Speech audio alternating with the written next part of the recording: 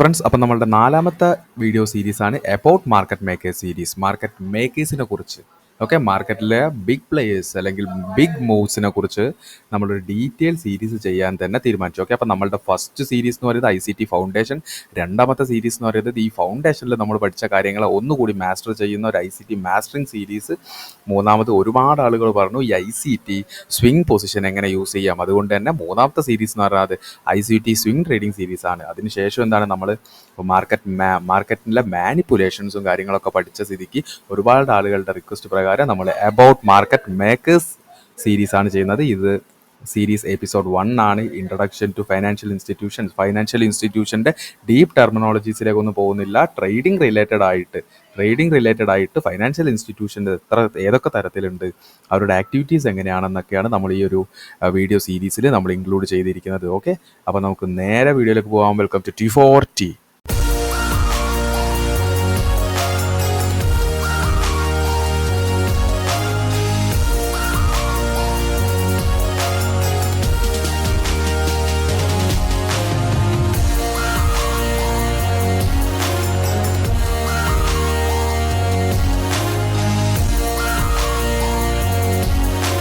അപ്പം ഈ ഒരു സീരീസ് അല്ലെങ്കിൽ ഈ ഒരു സെഷൻ എന്ന് പറയുന്നത് ഒരിക്കലും നമ്മളൊരു ചാർട്ട് വെച്ചിട്ട് എക്സാമ്പിൾസ് കാണിക്കുന്നതോ തരത്തിലുള്ള ഒന്നല്ല. പ്യൂർലി ഒരു തിയററ്റിക്കൽ ബേസ് ആയിട്ടാണ്. എങ്ങനെയാണ് ഇൻസ്റ്റിറ്റ്യൂഷനെ കുറിച്ച് നമ്മൾ ആദ്യം തന്നെ ഇൻസ്റ്റിറ്റ്യൂഷണൽ മാനിപ്പുലേഷൻ, ഇൻഡ്യൂസ്മെൻറ്റ്, അവരുടെ എല്ലാ ആക്ടിവിറ്റീസും അറിയുന്നതിന് മുന്നേ നമ്മൾ ആദ്യം അവരെ മനസ്സിലാക്കണം. ഇൻസ്റ്റിറ്റ്യൂഷൻസ് എങ്ങനെയാണ്, എവിടുന്നാണ് വരുന്നത്, ഏതൊക്കെ തരത്തിലുണ്ട്, അവരുടെ ആക്ടിവിറ്റീസ് എങ്ങനെയാണ്, ഇതൊക്കെ നമ്മളൊരു തിയറി ബേസിക്കലി നമ്മൾ ആ ഇൻസ്റ്റിറ്റ്യൂഷൻസിനെ കുറിച്ച് അല്ലെങ്കിൽ മാർക്കറ്റ് മേക്കേഴ്സിനെ കുറിച്ച് പഠിക്കുന്നതിന് മുന്നേ, അവരുടെ ആക്ടിവിറ്റി പഠിക്കുന്നതിന് മുന്നേ അവരെ നമ്മൾ നന്നായിട്ട് മനസ്സിലാക്കിയിരിക്കണം. ഓക്കെ, അപ്പോൾ നമ്മൾ ഈ ഒരു വീഡിയോ സീരീസിൻ്റെ ഈ ഒരു ഇൻട്രൊഡക്ഷൻ പാർട്ട് എന്ന് പറയുന്നത് മാർക്കറ്റ് മേക്കേഴ്സ് മോഡൽസ് നമ്മൾ പഠിക്കുന്നതിന് മുന്നേ ഉള്ള ഒരു ഡീപ്പ് ഫൗണ്ടേഷൻ വീഡിയോ ആയിരിക്കും. ഓക്കെ, ഇപ്പോൾ നിങ്ങൾ നോക്കുകയാണെങ്കിൽ AMC അസറ്റ് മാനേജ്മെൻറ്റ് കമ്പനീസ്, കൂടുതലും financial institutions asset management companies ആയിരിക്കും. ഇപ്പം നിങ്ങൾ നോക്കുകയാണെങ്കിൽ AMC, ഈ AMCനെ 3 നമ്മൾ തിരിച്ചിട്ടുണ്ട്. ഫിനാൻഷ്യൽ AMC അല്ലെങ്കിൽ ഫിനാൻഷ്യൽ AMC എന്ന് പറയുമ്പോൾ എന്താ, ഫിനാൻഷ്യൽ ഇൻസ്ട്രുമെൻറ്റ്, ഇൻവെസ്റ്റ്മെൻറ്റ് കാര്യങ്ങളിൽ കൂടുതലായിട്ട് ഫോക്കസ് ചെയ്യുന്ന AMCകളെയാണ് നമ്മൾ ഫിനാൻഷ്യൽ AMC എന്ന് പറയുന്നത്. അതുപോലെ റിയൽ എസ്റ്റേറ്റ് AMC, അതെന്ന് വെച്ചാൽ ഇവർ റിയൽ എസ്റ്റേറ്റ് കാര്യങ്ങളിലാണ്. പിന്നെ loan book basis AMCs. Okay, ഇപ്പം നമ്മൾ മെയിനായിട്ട് നോക്കേണ്ടത് പറഞ്ഞാൽ അസറ്റ് മാനേജ്മെൻറ്റ് കമ്പനിയിലെ മെയിനായിട്ടുള്ള ഫിനാൻഷ്യൽ AMC, ഇതിനെയാണ് നമ്മൾ ഫോക്കസ് ചെയ്യാൻ വേണ്ടി പോകുന്നത്. ബാക്കിയുള്ള റിയൽ എസ്റ്റേറ്റ് AMCയും ബുക്ക് ലോൺ ബേസിസ് AMC ഒന്നും നമ്മൾ നോക്കി കൂടുതൽ കൺഫ്യൂസ് ആവേണ്ട ആവശ്യമില്ല. നമുക്ക് AMC നിങ്ങൾ ആദ്യം മനസ്സിലാക്കുക, അസറ്റ് മാനേജ്മെൻറ്റ് കമ്പനീസ് ആയിരിക്കും കൂടുതൽ. ഇതുപോലെ തന്നെ ഇൻസ്റ്റിറ്റ്യൂഷൻസ്, അഥവാ നമ്മളിപ്പോൾ വിളിക്കുന്ന ബിഗ് ഇൻസ്റ്റിറ്റ്യൂഷൻസ് എന്നൊക്കെ പറയുന്നത് കൂടുതലും അസറ്റ്സ് മാനേജ് ചെയ്യുന്ന കമ്പനീസ് ആണ്. ഓക്കെ, അവർ തന്നെ ഏതൊക്കെ തരത്തിലാണ്, ഫൈനാൻസ് അവർ മാനേജ് ചെയ്യുന്നുണ്ട്, റിയൽ എസ്റ്റേറ്റ്സ് മാനേജ് ചെയ്യുന്നത്, അതുപോലെ ലോൺ ബുക്ക് ബേസിസ് മാനേജ് ചെയ്യുന്നുണ്ട്. ഓക്കെ, നമ്മളുടെ മെയിൻ കാര്യം എന്ന് പറയുന്നത് ഫിനാൻഷ്യൽ AMC ആണ്. ഓക്കെ, അപ്പോൾ നമുക്ക് നോക്കുകയാണെങ്കിൽ അതിന് മുന്നേ ഒരു കാര്യം കൂടി നമ്മൾ നോക്കണം. Participants in the stock market. Okay, stock മാർക്കറ്റിലെ മാർക്കറ്റിൽ ഒരുപാട് പാർട്ടിസിപ്പൻസ് ഉണ്ട്. അതിൽ ഫസ്റ്റത്തേതാണ് റീറ്റെയിലേഴ്സ്. നിന്നെയും എന്നെയും പോലെയുള്ള ചെറിയ ഇൻഡിവിജ്വൽസിനെയാണ് നമ്മൾ റീറ്റെയിലർ കാറ്റഗറിയിൽ ഉൾപ്പെടുത്തുന്നത്. രണ്ടാമത്തത് എന്താണ്, ഓപ്പറേറ്റേഴ്സ്, ബ്രോക്കേഴ്സ് ആൻഡ് ഡീലേഴ്സ് എന്ന് വെച്ചാൽ നമ്മളെ എക്സ്ചേഞ്ച് ആയിട്ട് ബന്ധിപ്പിക്കുന്ന ഒരു പാർട്ടിസിപ്പേറ്റിനെ എക്സ്ചേഞ്ചിൽ ആയിട്ട് ബന്ധിപ്പിക്കുന്ന ഒരു മിഡിൽ മാനെയാണ് നമ്മൾ ഓപ്പറേറ്റേഴ്സ് ആൻഡ് ബ്രോക്കേഴ്സ്. ഇവരും മാർക്കറ്റിലെ പാർട്ടിസിപ്പൻസ് ആണ്. ഓക്കെ, ഇവരും മാർക്കറ്റിലെ പാർട്ടിസിപ്പൻസ് ആണ്. മൂന്നാമതാണ് the big sharks financial institutions. നമ്മൾ പറഞ്ഞ AMC കമ്പനിയിൽ ഫിനാൻസ് കാര്യങ്ങൾ അല്ലെങ്കിൽ ഫിനാൻഷ്യൽ AMCs ഇൻവെസ്റ്റ്മെൻറ്റ് കാര്യങ്ങളിൽ കൂടുതൽ പാർട്ടിസിപ്പേറ്റ് ചെയ്യുന്ന ഫൈനാൻഷ്യൽ ഇൻസ്റ്റിറ്റ്യൂഷൻസ്. ഓക്കെ, ഇപ്പം നിങ്ങൾക്ക് ബേസിക് ആയിട്ടുള്ളൊരു കാര്യം എന്ന് പറഞ്ഞാൽ AMC കമ്പനീസ് ആയിരിക്കും കൂടുതൽ ഇൻസ്റ്റിറ്റ്യൂഷൻസ്. AMC കമ്പനീസ് തന്നെ financial AMC, real estate AMC, അതുപോലെ ബുക്ക് ലോൺ AMC ബേസിലുണ്ട്. ഓക്കെ, അത് രണ്ടാമത് നമ്മൾ നോക്കുന്നത് പാർട്ടിസിപ്പൻസ് ഓഫ് സ്റ്റോക്ക് മാർക്കറ്റ്. ഇതൊക്കെ എല്ലാവർക്കും അറിയുന്നതായിരിക്കും, പക്ഷെ നമ്മൾ കൂടുതൽ പറയുന്നത് ആ ഒരു ബേസ് ക്ലിയർ ആവാൻ വേണ്ടിയിട്ടാണ്. ഓക്കെ, മാർക്കറ്റ് പാർട്ടിസിപ്പൻസ് തന്നെ നമ്മൾ മെയിൻലി പറഞ്ഞ പോലെ റീറ്റെയിലേഴ്സ് എന്ന് പറഞ്ഞാൽ ഇൻഡിവിജ്വൽസ് ആണ്. Less capital, less knowledge, less capital ഒക്കെ ലെസ് ആയിരിക്കും. ഓക്കെ, ഇതിൽ കുറച്ച് കൂടി അഡ്വാൻസ് ആയിട്ടുള്ള ആളുകളെ നമ്മൾ പ്രൊഫഷണൽ റീറ്റെയിലേഴ്സ് എന്ന് പറയും. ഓക്കെ, പിന്നുള്ളത് ഓപ്പറേറ്റേഴ്സ്, ബ്രോക്കേഴ്സ് ആണ്. നമ്മളെ എക്സ്ചേഞ്ച് ആയിട്ട് ബന്ധിപ്പിക്കുന്നതിൻ്റെ മിഡിലായിട്ട് നിൽക്കുന്ന, നമ്മൾ നോക്കുന്ന പോലെ നമ്മളുടെ ബ്രോക്കേഴ്സ് എല്ലാം ഏഞ്ചൽ ആയാലും, സെറോദ ആയാലും, ഫയേഴ്സ് ആയാലും, അപ്സ്റ്റോക്സ് ആയാലും, ഇവരൊക്കെ ഒരു ഓപ്പറേറ്ററാണ്. അതുപോലെ തന്നെ ഫിനാൻഷ്യൽ ഇൻസ്റ്റിറ്റ്യൂഷൻ ഇവരെന്താണ് ഒരു AMC ആയിരിക്കും. പ്യുവർലി എന്താണ് ഫൈനാൻസ് ഇൻവെസ്റ്റ്മെൻറ്റ് കാര്യങ്ങളിലേക്ക് മാത്രം ഫോക്കസ് ചെയ്യുന്ന ഇൻസ്റ്റിറ്റ്യൂഷൻസ് ആണ് ഫൈനാൻഷ്യൽ ഇൻസ്റ്റിറ്റ്യൂഷൻസ്. ഓക്കെ, അപ്പോൾ market participant, retailers, operators, financial institution ഇവരെയാണ് നമ്മൾ പഠിക്കുന്നത്. ഇവർ രണ്ടുപേരും വേണ്ട. ഓക്കെ, ചില സമയത്ത് ഓപ്പറേറ്റേഴ്സും ഫിനാൻഷ്യൽ ഇൻസ്റ്റിറ്റ്യൂഷൻസ് ഇൻക്ലൂഡ് ആകും. ഓക്കെ, അപ്പോൾ നമ്മളുടെ പോയിന്റ് ഓഫ് വ്യൂ എന്ന് പറയുന്നത് ഫൈനാൻഷ്യൽ ഇൻസ്റ്റിറ്റ്യൂഷൻസ് ആണ്. ഓക്കെ, അപ്പോൾ നമ്മൾ AMC കമ്പനിയിലെ ഫിനാൻഷ്യൽ ഇൻസ്റ്റിറ്റ്യൂഷൻ AMCനെ കുറിച്ച് പറഞ്ഞ സ്ഥിതിക്ക് എന്താണ് ഒരു ഫിനാൻഷ്യൽ ഇൻസ്റ്റിറ്റ്യൂഷൻസ് അല്ലെങ്കിൽ ഒരു ഫൈനാൻഷ്യൽ AMC, ഒരു ഫൈനാൻഷ്യൽ ഇൻസ്റ്റിറ്റ്യൂഷൻ എന്താണെന്ന് നോക്കാം. ജസ്റ്റ് എന്ത് ചെയ്യുക, ഇതൊന്ന് ജസ്റ്റ് ഒന്ന് ഓടിച്ചു വായിക്കുക. Financial institutions are organised that provide various financial service to individuals, business and government. They play a key role in the economy by facilitating the flow of money, offering service like savings account, loan, investment, and insurance. Common types of financial institutions include banks, credit unions, insurance companies, and investment firms. These institutions help to manage risk, allocate of capital, and provide the payment system, contribute to economic stability. Okay, ഇപ്പം നിങ്ങൾ നോക്കുകയാണെങ്കിൽ എന്താണ് financial institutions എന്ന് പറയുന്നത്, അവർ സർവീസാണ് കൂടുതലും provide ചെയ്യുന്നത്. Service ആർക്കൊക്കെയാണ്? ഇൻഡിവിജ്വൽസിന്, അതുപോലെ ബിസിനസ്സിന്, ഗവൺമെൻറ്റ്സിന്. Okay, first point. The key role എന്ന് പറയുന്നത് എന്താണ്? എക്കണോമിയിൽ ക്യാഷിൻ്റെ ഫ്ലോ ഫെസിലിറ്റേറ്റ് ചെയ്യുന്നത് ഇതുപോലത്തെ ഫൈനാൻഷ്യൽ ഇൻസ്റ്റിറ്റ്യൂഷൻസ് ആണ്. ഞാൻ നേരത്തെ പറഞ്ഞ പോലെ അവരുടെ ഓഫറിങ് എന്തൊക്കെയാണ്? അവരുടെ സർവീസ് എന്ന് പറയുന്നത് സേവിങ്സ് അക്കൗണ്ട്, ലോൺസ്, അതുപോലെ ഇൻവെസ്റ്റ്മെൻറ്റ്സ്, ഇൻഷുറൻസ്, ഇതൊക്കെയാണ് അവരുടെ സർവീസസ് അല്ലെങ്കിൽ അവരുടെ പ്രോഡക്റ്റ്സ് എന്ന് പറയുന്നത്. ഓക്കെ, അതുപോലെ തന്നെ the common type of financial institution. ആരൊക്കെയാണ് ഈ ഫിനാൻഷ്യൽ ഇൻസ്റ്റിറ്റ്യൂഷൻ എന്ന് പറയുന്നത്? ബാങ്കുകളാവാം, ക്രെഡിറ്റ് യൂണിയൻസ് ആവാം, ഇൻഷുറൻസ് കമ്പനി ആവാം, അതുപോലെ ഇൻവെസ്റ്റ്മെൻറ്റ് ഫേംസ് ആവാം. ഓക്കെ, ഇവരെന്താണ് ഹെൽപ്പ് ചെയ്യുന്നത്? These institution helps to manage risk, നമ്മളുടെ റിസ്ക് മാനേജ് ചെയ്യാൻ. അതുപോലെ അലോക്കേഷൻ ഓഫ് ക്യാപിറ്റൽ, നമ്മളുടെ അടുത്തൊരു ക്യാപിറ്റൽ ഉണ്ടെങ്കിൽ അവരെടുത്ത് കൊടുക്കുകയാണെങ്കിൽ അവരെന്ത് ചെയ്യും? ആ ക്യാപിറ്റൽ അലോക്കേറ്റ് ചെയ്ത് ഇൻവെസ്റ്റ് ചെയ്യും. അതുപോലെ തന്നെ പ്രൊവൈഡ് പേയ്മെൻറ്റ് സിസ്റ്റം, അതുപോലെ തന്നെ last contributing to economic stability and growth. Important ആയിട്ടുള്ള ഒരു കാര്യമാണ് contributing to economic stability and growth. Okay, ഇപ്പോൾ നിങ്ങൾ ഇവിടെ നോക്കുകയാണെങ്കിൽ ഒരു ഫൈനാൻഷ്യൽ ഇൻസ്റ്റിറ്റ്യൂഷനാണ് നമ്മൾ എഫക്ട്സ് ആയിട്ട് ഈ നടുക്കിൽ വെച്ചിട്ടുള്ളത്. എന്തൊക്കെയാണ്?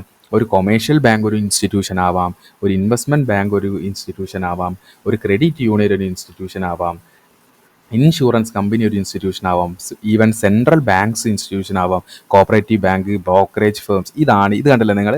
ഈ ബ്രോക്കറേജ് ഫേംസ് ആണ് നമ്മൾ നേരത്തെ ടൈപ്സ് ഓഫ് അല്ലെങ്കിൽ എന്താണ് പാർട്ടിസിപ്പൻസ് ഓഫ് സ്റ്റോക്ക് മാർക്കറ്റിൽ ഓപ്പറേറ്റർ എന്ന് പറയുന്നത്. ഓക്കെ, അതുപോലെ ത്രഫ് ഇൻസ്റ്റിറ്റ്യൂഷൻസ് ആവാം, മോർഗേജ് കമ്പനീസ് ആവാം, RRB ആവാം. ഓക്കെ, ഇതൊക്കെ ഒരു ഫൈനാൻഷ്യൽ ഇൻസ്റ്റിറ്റ്യൂഷൻസ് ആവാം. ഓക്കെ, ഇപ്പം നമ്മൾ ഈ ഒരു സ്ലൈഡിൽ നമ്മൾ പറഞ്ഞത് എന്താണ് ഫൈനാൻഷ്യൽ ഇൻസ്റ്റിറ്റ്യൂഷൻ, എന്താണ് ജസ്റ്റ് അവരുടെ ഒരു ക്യാരക്ടറിസ്റ്റിക്സും ഒബ്ജക്റ്റീവ്സ് എല്ലാം ഇൻക്ലൂഡ് ചെയ്തും കൊണ്ടുള്ള ഒരു ഡെഫിനിഷൻ പോലെയാണ് കൊടുത്തത്. ജസ്റ്റ് അത്രയേ ഉള്ളൂ. അതുപോലെ തന്നെ എന്താണ് ഏതൊക്കെ ആവാം. ഓക്കെ, ഒരു ഫൈനാൻഷ്യൽ ഇൻസ്റ്റിറ്റ്യൂഷൻ വെറുതെ പറഞ്ഞിട്ട് കാര്യമില്ല, ആരൊക്കെയാണ് അവരെന്ന് മനസ്സിലാക്കുക. അപ്പോൾ commercial bank, investment bank, credit union. ഇപ്പം നിങ്ങൾ മനസ്സിലാക്കേണ്ടത് ഫൈനാൻസ് ആയിട്ട് റിലേറ്റ് ചെയ്യുന്ന വലിയ വലിയ കമ്പനികളൊക്കെ ഒരു ഇൻസ്റ്റിറ്റ്യൂഷൻ ആവാനുള്ള ചാൻസ് ഉണ്ട്. മെജോറിറ്റി ഫൈനാൻഷ്യൽ ഇൻസ്റ്റിറ്റ്യൂഷൻസ് എന്നുകൂടി നിങ്ങൾ മനസ്സിലാക്കുക. അപ്പോൾ നമ്മൾ എങ്ങനെയാണ് പാർട്ടിസിപ്പൻസ് മനസ്സിലാക്കി, ഫൈനാൻഷ്യൽ AMCനെ കുറിച്ച് പറഞ്ഞു, ഏതൊക്കെയാണ് AMC, ഏതൊക്കെയാണ് ഇൻസ്റ്റിറ്റ്യൂഷൻസ് ആവാൻ ചാൻസ് ഉള്ളത് എന്നൊക്കെ പറഞ്ഞു. ഇനി എന്താണ് ജസ്റ്റ് അവരുടെ ഓപ്പറേഷൻ, ഒരു ഇൻസ്റ്റിറ്റ്യൂഷൻ്റെ ഓപ്പറേഷൻ, ഒരു ഫൈനാൻഷ്യൽ ഇൻസ്റ്റിറ്റ്യൂഷൻ അല്ലെങ്കിൽ ഒരു ഫൈനാൻഷ്യൽ AMC, ഒരു ഫൈനാൻഷ്യൽ അസറ്റ് മാനേജ്മെൻറ്റ് കമ്പനീൻ്റെ ഒരു ഓപ്പറേഷൻ ബേസിക് ആയിട്ട്. ഓക്കെ, ഞാൻ നേരത്തെ പറഞ്ഞ പോലെ അവരുടെ മുഴുവൻ ഓപ്പറേഷൻ ടെർമിനോളജീസ് ഒന്നുമല്ല നമ്മൾ പറയുന്നത്, ബേസിക് ആയിട്ടുള്ള കാര്യം. ഇപ്പം നിങ്ങൾ ജസ്റ്റ് ഈ ഒരു സെഷൻ ഈ ഒരു ഏരിയ നോക്കുക. ഇവിടെ ആദ്യം ഒരു സേവർ, ഓക്കെ, ഒരു സേവറും ഒരു ബോറോവറും ഉണ്ട്. ഈ സേവർ എന്ന് പറയുന്നത് എന്താണ്? സേവർ എന്ന് പറയുന്നത് അയാളുടെ കയ്യിൽ ക്യാഷ് ഉണ്ട്, അയാൾക്കത് സേവ് ചെയ്യണം. ആ ആളെയാണ് നമ്മൾ സേവർ എന്നുള്ള കാറ്റഗറിയിൽ ഉൾപ്പെടുത്തുന്നത്. അടുത്തത് ബോറോവർ. ബോറോവർ എന്ന് പറയുന്നത് അയാളുടെ കയ്യിൽ ക്യാഷ് ഇല്ല, പക്ഷെ അയാൾക്ക് കടം വേണം. ഓക്കെ, ഒരു കടം വേണം. അപ്പോൾ എന്താണ്? സേവിങ് എന്ന് പറയുന്ന ആൾ പൈസ അങ്ങോട്ട് കൊടുക്കാം. ഈ ബോറോവർക്ക് എന്താണ്? ബോറോവർക്ക് പൈസ ഇങ്ങോട്ട് വേണം. ഓക്കെ, അപ്പോൾ എന്താണ്? ഫൈനാൻഷ്യൽ ഇൻ്റർമീഡിയറ്റീസ് അല്ലെങ്കിൽ ഫൈനാൻഷ്യൽ ഇൻസ്റ്റിറ്റ്യൂഷൻസ് എന്ന് പറയുന്നത് who act a middle man between saver and borrower. ഈ സേവറിൻ്റെയും ബോറോവറുടെയും നടുക്ക് നിൽക്കുന്ന ഒരു മിഡിൽ മാനാണ് ആക്ച്വലി ഇൻസ്റ്റിറ്റ്യൂഷൻസ്, ഫൈനാൻഷ്യൽ ഇൻസ്റ്റിറ്റ്യൂഷൻസ്. അതാണ് നമ്മൾ സെക്കൻഡിൽ ഈ ഒരു ഏരിയ നിങ്ങൾ ശ്രദ്ധിക്കുക. ഓക്കെ, ഇവിടെ നിങ്ങൾ നോക്കുകയാണെങ്കിൽ സേവർ, അതിനുശേഷം ബോറോവേഴ്സ്, അതിൻ്റെ നടുക്കിലൊരു മിഡിൽ മാൻ ആയിട്ട് ഫൈനാൻഷ്യൽ ഇൻസ്റ്റിറ്റ്യൂഷൻസ്. ഓക്കെ, ഇനി ഫൈനാൻഷ്യൽ ഇൻസ്റ്റിറ്റ്യൂഷൻസ് എന്താ ചെയ്യുന്നതെന്ന് വെച്ചാൽ ഈ സേവേഴ്സിൻ്റെ കയ്യിൽ നിന്ന് ആ ക്യാഷ് വാങ്ങും. ഓക്കെ, ക്യാഷ് വാങ്ങും. ഈ സേവർ എന്തിനാ ക്യാഷ് കൊടുക്കുന്നത്? ചിലപ്പോൾ ഇൻവെസ്റ്റ്മെൻറ്റ് പേർപ്പസിനാവാം. ഓക്കെ, എൻ്റെ കയ്യിൽ ഇത്ര ക്യാഷ് ഉണ്ട്, നിങ്ങൾ ഇൻവെസ്റ്റ് ചെയ്തോളൂ. ഓക്കെ, ആ രീതിയിൽ ഇൻസ്റ്റിറ്റ്യൂഷന് കൊടുക്കും. ഈ ഇൻസ്റ്റിറ്റ്യൂഷൻ എന്ത് ചെയ്യും? ആർക്കാണ് ക്യാഷ് വേണ്ടത്? ഓക്കെ, ബോറോവർ, ആവശ്യക്കാരന് കടം കൊടുക്കും. ഓക്കെ, കടം കൊടുക്കാൻ ലെൻഡിങ് മണി. ഓക്കെ, ബോറോസിന് മണി ലെൻഡിങ് ചെയ്യും. ഓക്കെ, കടം കൊടുക്കും. ഓക്കെ, അപ്പം എന്താണ്, ഈ സേവറോട് പറയും നിങ്ങൾ തരുന്ന ഈ ഒരു മണിക്ക് ഞാനൊരു റേറ്റ് ഓഫ് ഇൻട്രസ്റ്റ് നിങ്ങൾക്ക് തരും. ഓക്കെ, അപ്പം എന്താണ്, ഇൻസ്റ്റിറ്റ്യൂഷൻസ് ആർക്ക് കൊടുക്കണം? സേവർക്ക് ഒരു റേറ്റ് ഓഫ് ഇൻട്രസ്റ്റ് കൊടുക്കണം. Rate of interest, ROE, return of investment ഉള്ള രീതിയിൽ നോക്കണ്ട. സിമ്പിളായിട്ട് ഞാൻ എന്താണ് റേറ്റ് ഓഫ് ഇൻട്രസ്റ്റിൻ്റെ ഒരു എക്സാമ്പിളായിട്ട് എഴുതിയാണ്. അപ്പോൾ എന്താണ്, ഇൻസ്റ്റിറ്റ്യൂഷൻ സേവർക്കൊരു ഇൻട്രസ്റ്റ് കൊടുക്കണം. അതുപോലെ തന്നെ ഈ സേവറുടെ ക്യാഷ് ഇൻസ്റ്റിറ്റ്യൂഷൻ ബോറോവറിന് കൊടുത്തല്ലോ. അപ്പോൾ ബോറോവർ എന്ത് ചെയ്യണം? ഇൻസ്റ്റിറ്റ്യൂഷന് ഇതുപോലെ ഒരു ആ എമൗണ്ടിൻ്റെ മുകളിൽ ഒരു റേറ്റ് ഓഫ് ഇൻട്രസ്റ്റ്, ROE ആയിട്ട് ഇത് തെറ്റിദ്ധരിക്കരുത്, റേറ്റ് ഓഫ് ഇൻട്രസ്റ്റ് കൊടുക്കണം. അപ്പം ഇൻസ്റ്റിറ്റ്യൂഷൻസ് എന്ത് ചെയ്യും? സേവറുടെ കയ്യിൽ നിന്ന് ക്യാഷ് വാങ്ങിയിട്ട് അവരോട് പറയും ഒരു റേറ്റ് ഓഫ് ഇൻട്രസ്റ്റ്, ആ ഒരു ക്യാപിറ്റലിനനുസരിച്ചുള്ള റേറ്റ് ഓഫ് ഇൻട്രസ്റ്റ് ഞാൻ തരും. അപ്പോൾ ഇവരുടെ ക്യാഷ് എന്ത് ചെയ്യും? ബോറോവേഴ്സിന് കൊടുക്കും. ബോറോവേഴ്സ് ഇവരുടെ ക്യാഷ് മുഴുവനായിട്ടല്ല, ബോറോവർക്ക് വേണ്ട രീതിയിലുള്ള ഒരു ക്യാഷ് കൊടുക്കും. അപ്പോൾ ബോറോവർ എന്ത് ചെയ്യും? ബോറോവർ ഒരു റേറ്റ് ഓഫ് ഇൻട്രസ്റ്റ് ഇൻസ്റ്റിറ്റ്യൂഷന് കൊടുക്കും. ഓക്കെ, ആ റേറ്റ് ഓഫ് ഇൻട്രസ്റ്റിൽ നിന്ന് ഒരു ചെറിയ പാർട്ട് സേവർക്ക് കൊടുക്കും. ഓക്കെ, അപ്പോൾ ഇൻസ്റ്റിറ്റ്യൂഷൻ്റെ പ്രോഫിറ്റ് എന്ന് പറയുന്നത് എന്താണ്? ഇൻട്രസ്റ്റ്, സേവറിന് കൊടുക്കുന്ന ഇൻട്രസ്റ്റും അതുപോലെ തന്നെ ബോറോവറിൻ്റെ നിന്ന് വാങ്ങുന്ന ഇൻട്രസ്റ്റും തമ്മിലുള്ള ഡിഫറൻസ് ആണ് ഒരു ഇൻസ്റ്റിറ്റ്യൂഷൻ്റെ പ്രോഫിറ്റ് എന്ന് പറയുന്നത്. ഓക്കെ, ഞാൻ കോംപ്ലിക്കേറ്റഡ് ആക്കുകയാണെന്ന് വിചാരിക്കരുത്. നമ്മൾ പറഞ്ഞ പോലെ ഒരു സേവറും ഉണ്ടാകും, ഒരു ബോറോവർ ഉണ്ടാകും. ഇവരുടെ നടുക്കിലുള്ള ഒരു മിഡിൽ മാൻ ആയിട്ടായിരിക്കും ഒരു ഫൈനാൻഷ്യൽ ഇൻസ്റ്റിറ്റ്യൂഷൻസ് ചെയ്യുന്നത്.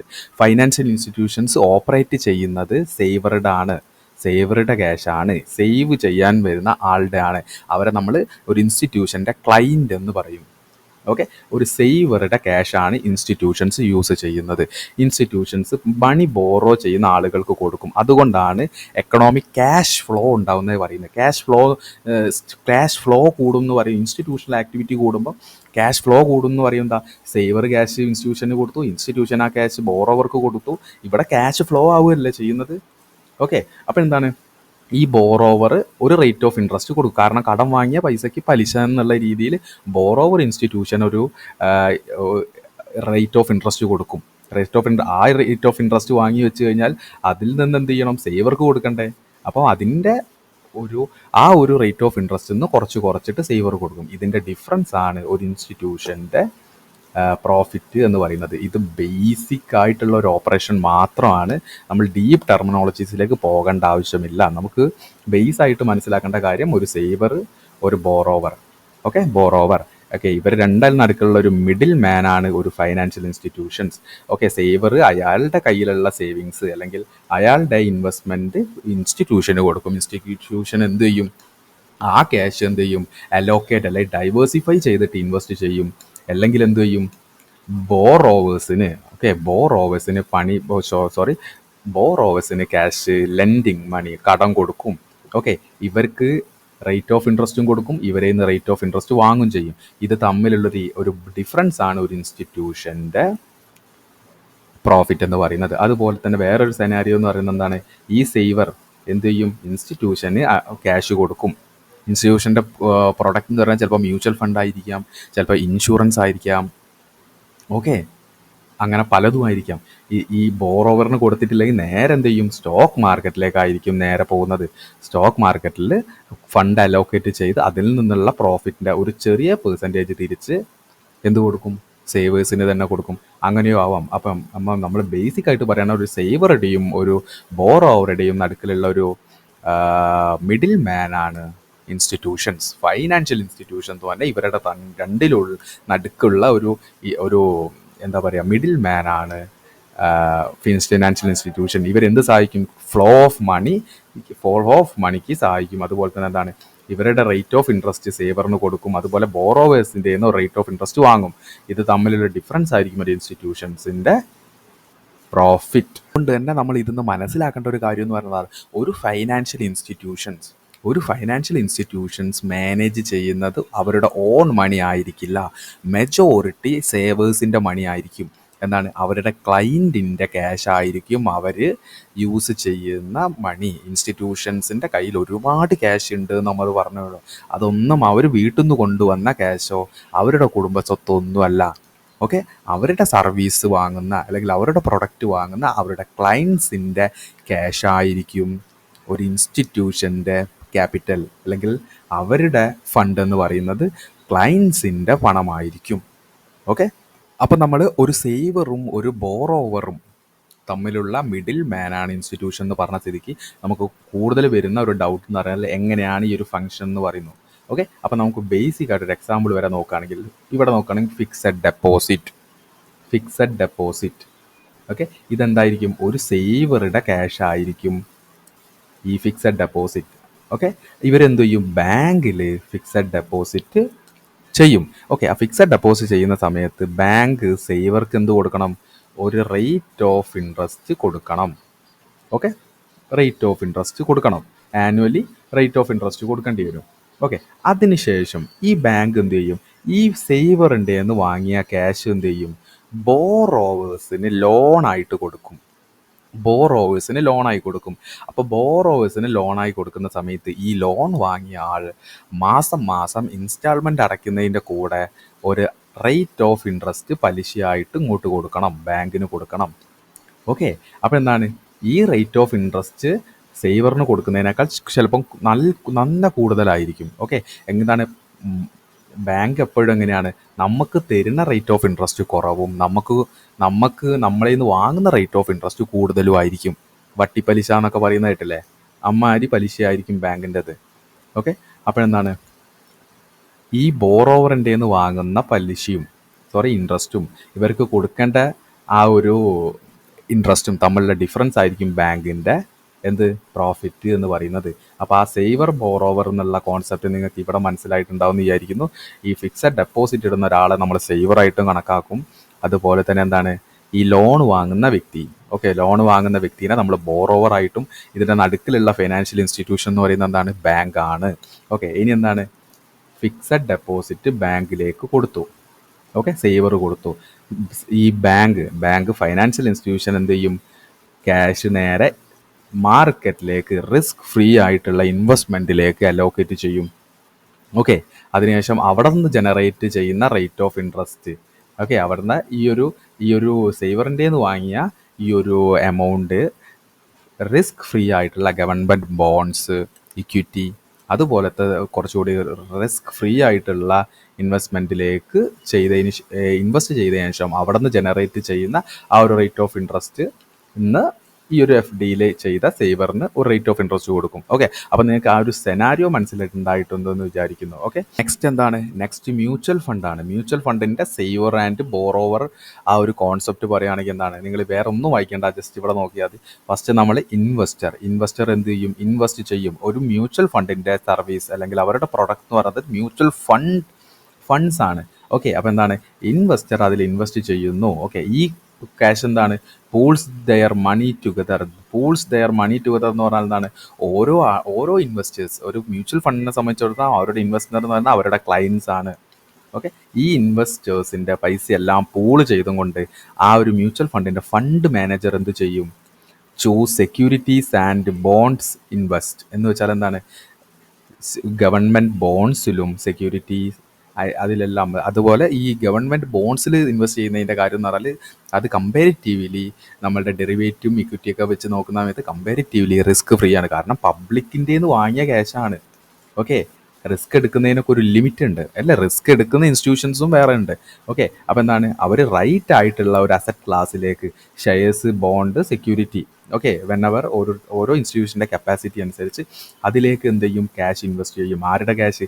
ഇൻവെസ്റ്റേഴ്സിൻ്റെ ക്യാഷ് എല്ലാം pool together money pool their money together ചെയ്തിട്ട് ഒരു ഫണ്ട് മാനേജർ എന്ത് ചെയ്യും, ഷെയർസ് ബോൺസ് ആക്കി ചെയ്യും. അതിൽ നിന്ന് എന്ത് ചെയ്യും, ആ ഒരു ഷെയർസും സെക്യൂരിറ്റി ബോൺസ് എല്ലാം അതിൽ നിന്നൊക്കെ എന്ത് ചെയ്യും, ഒരു റേറ്റ് ഓഫ് റിട്ടേൺ എന്ത് ചെയ്യും, ജനറേറ്റ് ചെയ്യും. ഈ റേറ്റ് ഓഫ് റിട്ടേണിൽ നിന്ന് ഒരു ചെറിയൊരു ഭാഗം എന്ത് ചെയ്യും, ഇൻവെസ്റ്റേഴ്സിന് കൊടുക്കും. ഇതാണ് ഒരു മ്യൂച്വൽ ഫണ്ടിൻ്റെ ഓപ്പറേഷൻ സൈക്കിൾ എന്ന് പറയുന്നത്.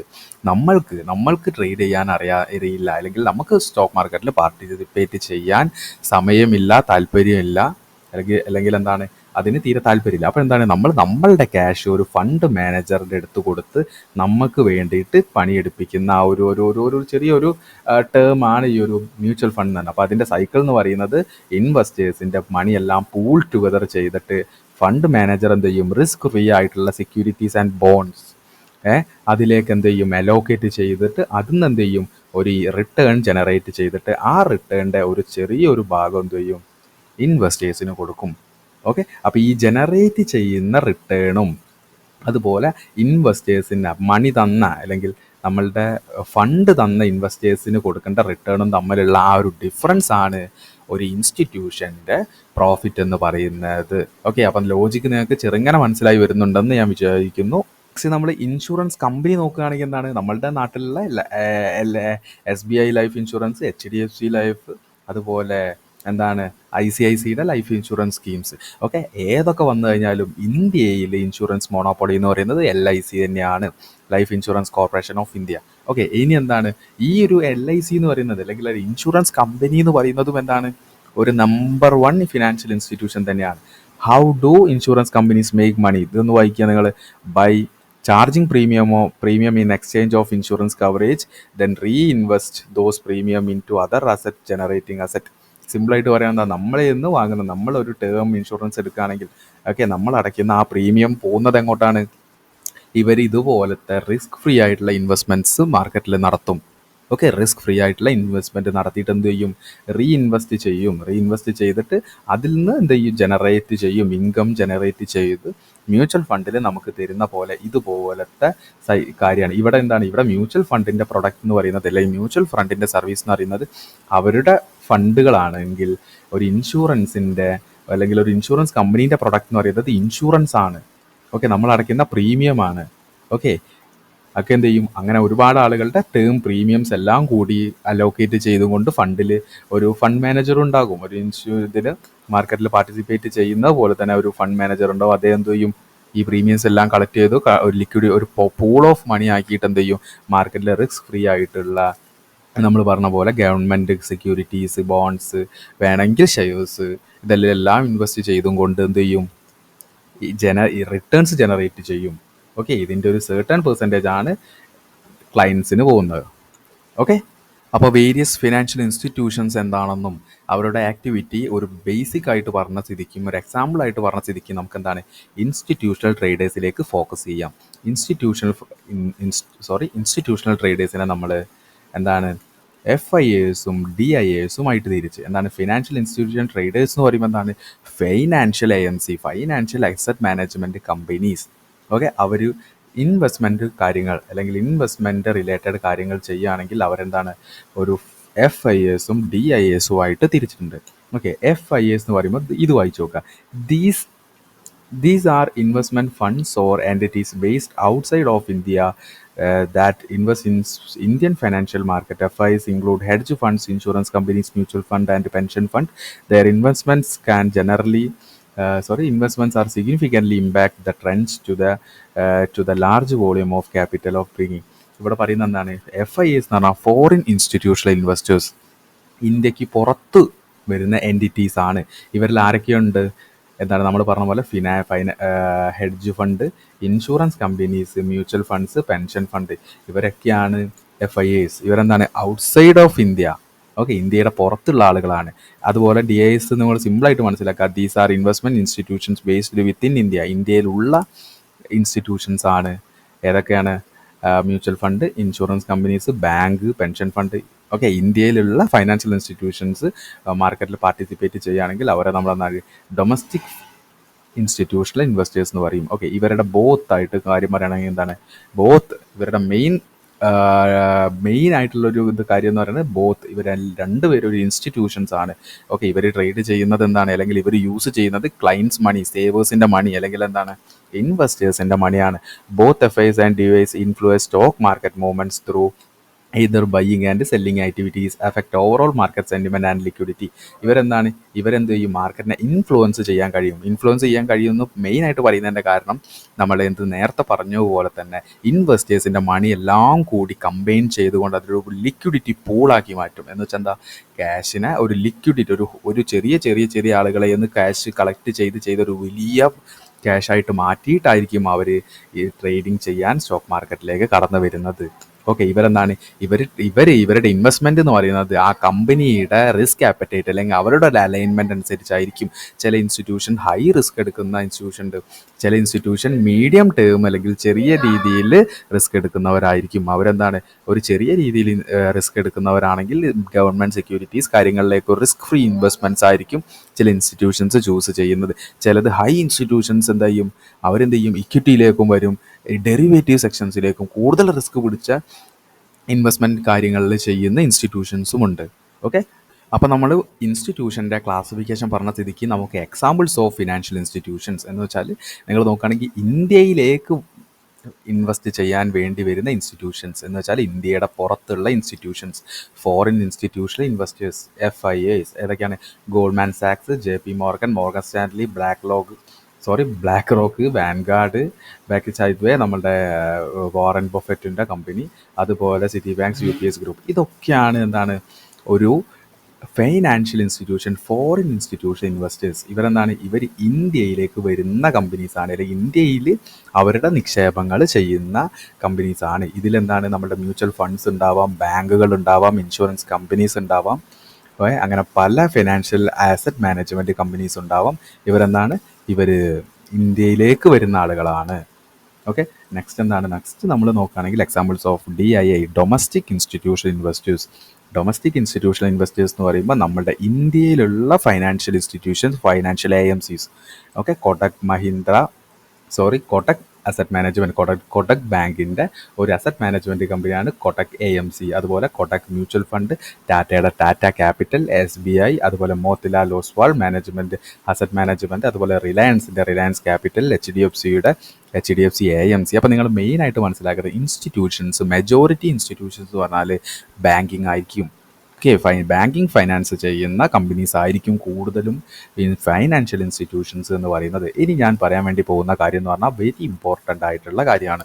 നിങ്ങൾ ഈ ഒരു പിക്ചർ കാണുന്ന സമയത്ത് നിങ്ങൾക്ക് എന്താ മനസ്സിലാവുന്നത്, നിങ്ങൾ മനസ്സിലാക്കുക ഓരോ കൺട്രീസിനെയും നമ്മൾ 3 കാറ്റഗറി ആയിട്ടാണ് തിരിക്കുക. ഒന്നെന്ന് പറയുന്നത് എന്താണ്, ഡെവലപ്ഡ് കൺട്രി. ഓക്കെ, ഓൾറെഡി അവർ ഡെവലപ്ഡ് ആയിട്ടുണ്ട്. ഓക്കെ, അമേരിക്ക, അതുപോലെ ചൈന ഇപ്പോൾ ഡെവലപ്ഡ് ആയിക്കൊണ്ട് നിൽക്കുന്നു, അല്ല ഡെവലപ്പ് ആയി എന്ന് വേണമെങ്കിൽ പറയാം. അതുപോലെ അണ്ടർ ഡെവലപ്ഡ് എന്ന് പറഞ്ഞാൽ ഇപ്പോഴും ഡെവലപ്ഡ് ആവാത്തത്, ഉഗാണ്ട, ഗാന, അതുപോലെ തന്നെ ജമൈക്ക, അങ്ങനത്തെ ആഫ്രിക്കൻ കൺട്രീസൊക്കെ ഇനിയും ഡെവലപ്ഡ് ആവാനുള്ള കൺട്രിയാണ്. നെക്സ്റ്റ് എന്താണ്, ഡെവലപ്പിംഗ് കൺട്രീസാണ്. ഡെവലപ്പിംഗ് കൺട്രി എന്ന് പറഞ്ഞാൽ ഇന്ത്യ ഒരു ഡെവലപ്പിംഗ് കൺട്രിയാണ്. ഓക്കെ, ഡെവലപ്പിംഗ് കൺട്രിയാണ്. നിങ്ങൾ മനസ്സിലാക്കുക, ഒരു ഫോറിൻ ഇൻസ്റ്റിറ്റ്യൂഷണൽ ഇൻവെസ്റ്റേഴ്സ് അവരുടെ ഫണ്ട് വേറെ ഒരു രാജ്യത്തെ സ്റ്റോക്ക് മാർക്കറ്റിൽ പാർട്ടിസിപ്പേറ്റ് ചെയ്ത് റിട്ടേൺ ജനറേറ്റ് ചെയ്യുമ്പോൾ അവരെന്ത് ചെയ്യും, ഈ ഒരു കാറ്റഗറിയിൽ ഡെവലപ്പിംഗ് കൺട്രീസിലേക്കായിരിക്കും കൂടുതൽ അവരുടെ ഇൻവെസ്റ്റ്മെൻറ്റ്സ് ചെയ്യുക. കാരണം എന്താണ്, ഒരു ഡെവലപ്ഡ് ആയിട്ടുള്ള ഒരു രാജ്യത്തേക്ക് ക്യാഷ് ഇൻവെസ്റ്റ് ചെയ്യുമ്പോൾ അവരുടെ എക്കണോമിയിൽ ഇൻവെസ്റ്റ് ചെയ്യുമ്പോൾ റേറ്റ് ഓഫ് റിട്ടേൺ കമ്പാരിറ്റീവ്ലി കുറവായിരിക്കും. കാരണം അവർ ഓൾറെഡി ഡെവലപ്ഡ് ആയ രാജ്യമാണ്. ഡെവലപ്പിങ്ങിലേക്ക് ക്യാഷ് ഇൻവെസ്റ്റ് ചെയ്യുമ്പോൾ ഇന്ത്യയിലേക്ക് ഒരു ഫോറിൻ ഇൻസ്റ്റിറ്റ്യൂഷൻ ഇൻവെസ്റ്റ്മെൻറ്റ് വരികയാണെങ്കിൽ അതിനർത്ഥം എന്താണ്, അവിടെ ഗ്രോത്ത് അവർ കാണുന്നത് കൊണ്ടാണ് ചെയ്യുന്നത്. അപ്പോൾ ഒരു ഡെവലപ്ഡ് ആയിട്ടുള്ള കൺട്രിയേക്കാൾ കൂടുതൽ റേറ്റ് ഓഫ് റിട്ടേൺ ഒരു ഡെവലപ്പിംഗ് കൺട്രിയിൽ കിട്ടും. അണ്ടർ ഡെവലപ്ഡ് ആയിട്ടുള്ള കൺട്രീസിൽ ഓൾറെഡി ഒരു FIAസിൻ്റെ ഒരു ഇൻവോൾവ്മെൻറ്റ് കുറവായിരിക്കും. അത് മനസ്സിലാക്കുക. അപ്പോൾ നമ്മൾ മേജറായിട്ട് പറഞ്ഞ പോലെ തന്നെ നമ്മൾ ഫോറിൻ ഇൻസ്റ്റിറ്റ്യൂഷണൽ ഇൻവെസ്റ്റേഴ്സിൻ്റെ കുറച്ച് എക്സാമ്പിൾസ് പറഞ്ഞു, നമ്മളുടെ ഡൊമസ്റ്റിക് ഇൻസ്റ്റിറ്റ്യൂഷണൽ ഇൻവെസ്റ്റേഴ്സിൻ്റെ കുറച്ച് എക്സാമ്പിൾസ് വിത്ത് ലോഗോ അടക്കം പറഞ്ഞു.